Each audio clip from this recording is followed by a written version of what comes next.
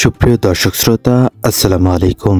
As blog 24 এর নতুন একটি ভিডিও থেকে স্বাগত জানাচ্ছি। আমি সামির ইসলাম মিশন।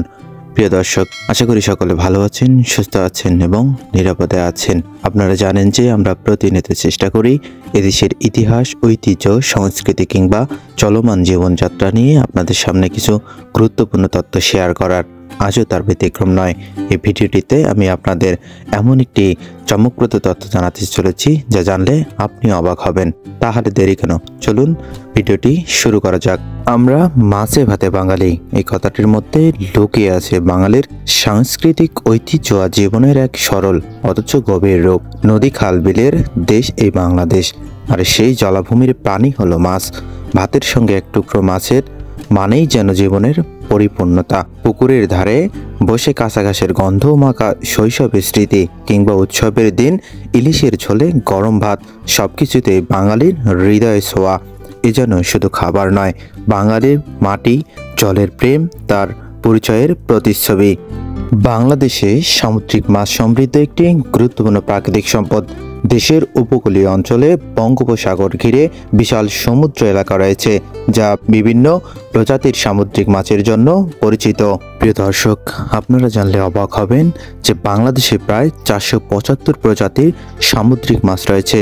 এদের মধ্যে উল্লেখযোগ্য হলো ইলিশ মাছ, চিংড়ি, রূপচাঁদা, কোরাল মাছ, লক্ষা মাছ, সুরমাই, টুনা মাছ।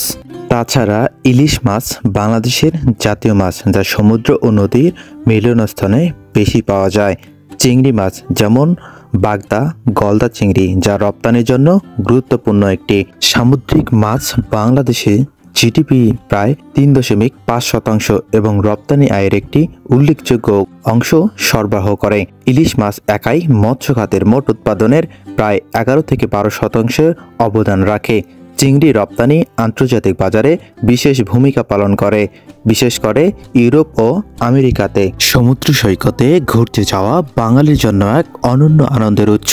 ঢেউয়ের গর্জন, নরম বালির উপর হাঁটাহাঁটি আর তাজা সামুদ্রিক হাওয়া যেন মনকে নতুন করে তোলে। কিন্তু সৈকতে ভ্রমণের আরেকটি দারুণ দিক হলো সেখানকার তাজা মাছ কেনার অভিজ্ঞতা।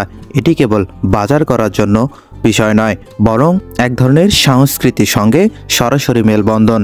কেন সামুদ্রিক মাছ খাবেন জানেন কি? সামুদ্রিক মাছে ওমেগা 3 ফ্যাটি অ্যাসিড, প্রোটিন এবং ভিটামিন ডিতে সমৃদ্ধ, যা শরীরের রোগ প্রতিরোধ ক্ষমতা বাড়ায় এবং হার্টের স্বাস্থ্যের জন্য উপকারী। ইলিশ, রূপচাঁদা, পমফ্রেট, ভেটকি কিংবা কাঁকড়া, এই মাছগুলো রান্না করলে যে স্বাদ পাওয়া যায় তা সহজেই মন ছুঁয়ে যায়। সৈকতের মাছ বাজারে দরদাম করার আলাদা মজাই আছে। জেলেরা সরাসরি ক্রেতার সঙ্গে কথা বলে এবং তাদের সরল অথচ রঙিন কথোপকথন ক্রয়ের অভিজ্ঞতাকে আরও আকর্ষণীয় করে তোলে। মাছ কেনার সময় মনে হতে থাকে কোন মাছ কিভাবে রান্না করা হবে। বড় ইলিশ কিনে আমি পরিকল্পনা করেছিলাম ঝোল বানানোর। চিংড়ি দেখে মাথায় আসছিল মালাইকারি। সৈকতের কাছে বসে রূপচাঁদা মাছের রোস্টের স্বাদ নেওয়ার ইচ্ছাও তখনই তৈরি হলো।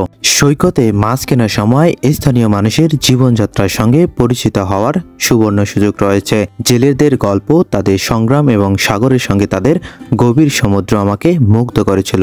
এটা বুঝতে পারা গেল যে এই মাছ শুধু তাদের আয়ের মাধ্যম নয়, এটি তাদের জীবনের একটি অংশ।